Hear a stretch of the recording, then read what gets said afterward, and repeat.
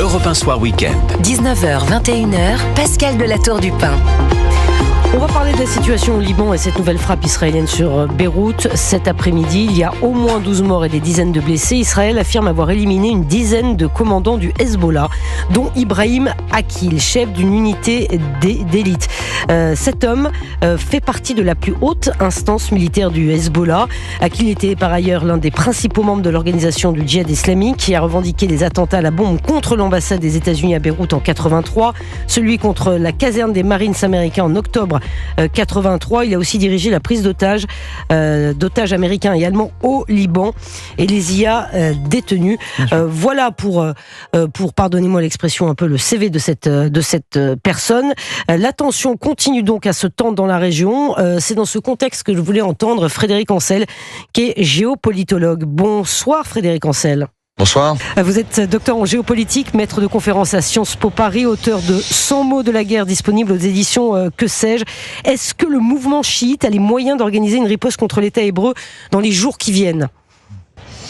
Ah mais ça, les moyens, il les a. Mais quelle sera l'ampleur de cette riposte en termes d'efficacité ? Est-ce qu'elle sera dissuasive face à de nouveaux coups de force d'Israël ? Certainement pas, à mon avis. Et deux, est-ce que politiquement, elle sera intéressante ? Je veux dire par là, est-ce que l'Iran aura intérêt à envoyer son meilleur allié, pardonnez-moi l'expression, au casse-pipe ? Et c'est ça, si vous voulez, qui est intéressant. C'est quand on me parle d'escalade ces derniers mois, à laquelle je n'ai absolument jamais cru. Je veux dire, une escalade régionale en tout cas, j'y ai jamais cru et je continue de ne pas y croire. Pourquoi ? Parce que dans une escalade, il y a des échelons.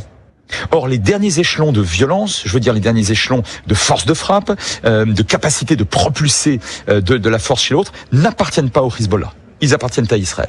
C'est-à-dire, je le dis d'un mot, si le Hezbollah maintenant devait franchir ce qui aux yeux d'Israël est une ligne rouge, c'est-à-dire frapper Haïfa, voire même Tel Aviv, il en a la possibilité, le Hezbollah, sans aucun problème et avec plusieurs milliers d'engins. À ce moment-là, est-ce qu'il ne risquerait pas la destruction militaire totale ? Je pense que oui. Mais faut-il craindre une escalade qui débouche sur un conflit de haute intensité ? D'après ce que vous dites, Frédéric Ancel, et vous me corrigez si je me trompe, non, pas pour l'instant. Ben non, mais je n'y crois pas, faute de combattants. Non pas que le Hezbollah n'ait pas de combattants très aguerris, il en a, il l'a montré à maintes reprises depuis sa création ex nihilo par la République islamique d'Iran en 82. Bon, et d'ailleurs une partie de ces combattants ont assassiné, je le rappelle quand même, 58 soldats français gardiens de la paix en quelque sorte à l'époque en 83. Donc ça, il peut riposter, mais encore une fois, à terme, à la fin des fins, pour quel résultat ? Si vous entamez, si vous êtes aujourd'hui Hezbollah et que vous entamez une riposte ou une attaque, enfin appelez ça comme vous voulez, très massive contre Israël via à peu près tout ce que vous avez, est-ce que ça va être efficace, sachant que dans les environs, il y a 2 escadres américaines qui sont capables d'arrêter, d'interdire, comme on dit chez les militaires, une partie importante en tout cas de vos missiles, et que les Israéliens sont capables d'en abattre une autre partie. Bref, quelle efficacité d'une part et d'autre part, à quoi vous devez vous attendre à ce moment-là en contre-riposte d'Israël. Et c'est là où je dis que, à la fin des fins, le Hezbollah dirigé par des fanatiques, mais pas du tout par des imbéciles, c'est un mouvement qui sait très bien jauger des rapports de force. Emmanuel Macron a posté une vidéo à destination du peuple libanais. Le président dit qu'un chemin diplomatique est possible. Est-ce que vous pensez vraiment que la voix de la France peut encore peser dans le conflit ? Alors, 2 questions en une. D'abord, la voie diplomatique, elle est toujours possible. Je crois que c'est plus difficile que jamais, parce qu'on est en pleine opération militaire. Premier point. Deuxième point, qui me rend un peu sceptique, diplomatique avec qui ?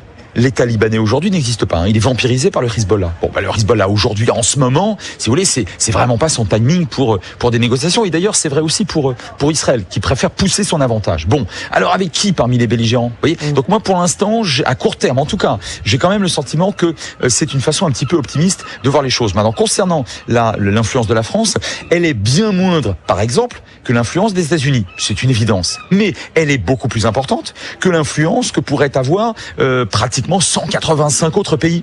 Donc moi je pense qu'avec les relais que nous avons au Liban, avec les relais que nous avons en Jordanie, une base militaire française en Jordanie, avec les relais que nous avons chez nos alliés des Émirats Arabes Unis, avec nos relais politiques à la fois en Égypte, en Israël et donc dans d'autres États de la région, oui, la France garde quand même d'une certaine manière une certaine influence. Une certaine influence de la France. Frédéric Ancel, nous sommes sur Europe 1 et je voudrais qu'on revienne quand même sur cette opération spectaculaire qui a été menée par Israël cette semaine. On le disait, 37 morts et près de 3000 blessés après avoir réussi à faire exploser des beepers et des talkie-walkie du Hezbollah. On l'a dit, c'est une opération inédite, on n'a jamais vu ça. À votre avis, d'après vos informations, Israël préparait cette opération depuis combien de temps ? Moi, j'ai lu quelque part que ça remontait à 2009.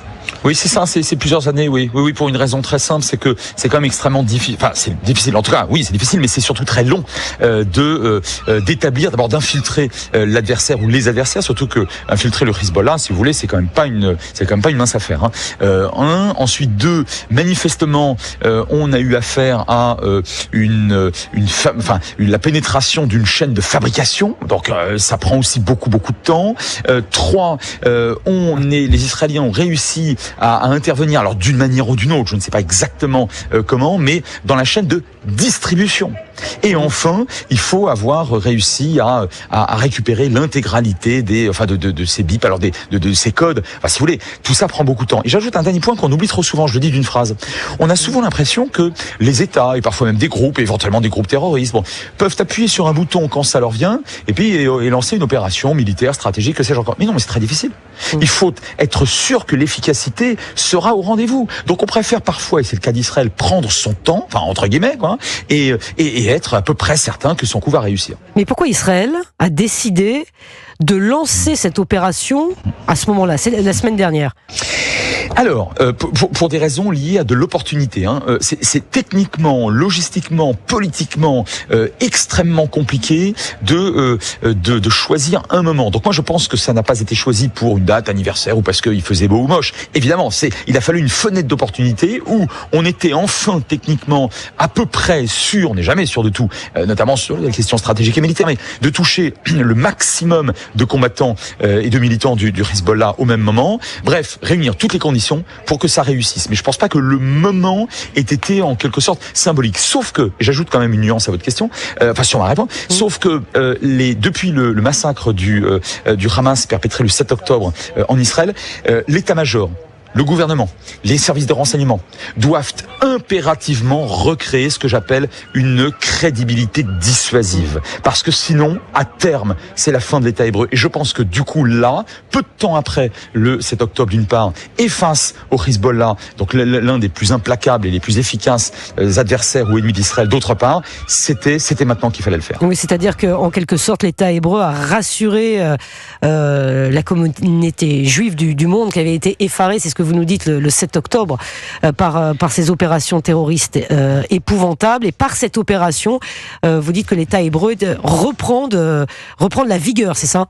Mais peut-être plus encore que les communautés juives ou que la population israélienne. L'État d'Israël rassure ses alliés présents et potentiellement futur. Parce que lorsque vous prenez un coup terrible comme le 7 octobre, vos alliés, qu'est-ce qu'ils se disent ? C'est ça Israël ?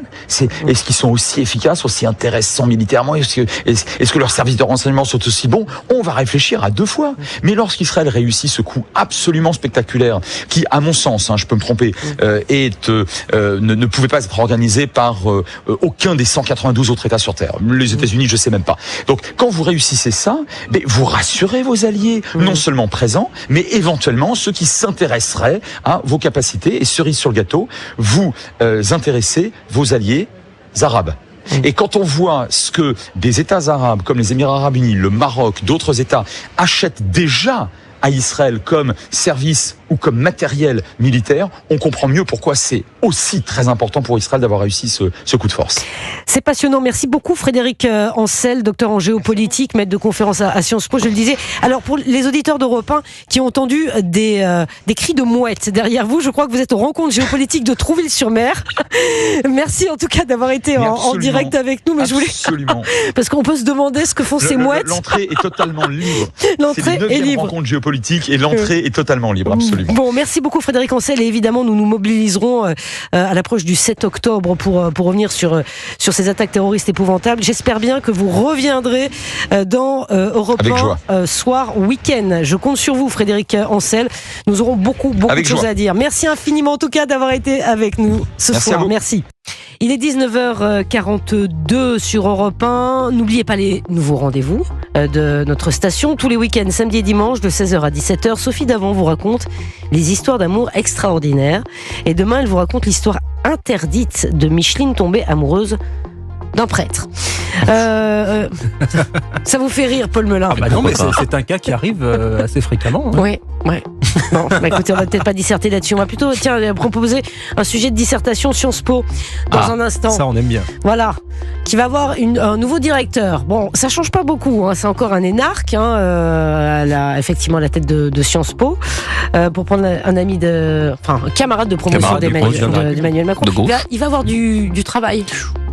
Moi je suis pas sûr, il va continuer la même lignée que prend Sciences Po depuis Richard Descoings. Il n'est pas encore nommé, Jules, arrêtez de faire Oui, mais j'ai le droit d'être inquiet. Oui, vous avez le droit critiquer d'être a priori.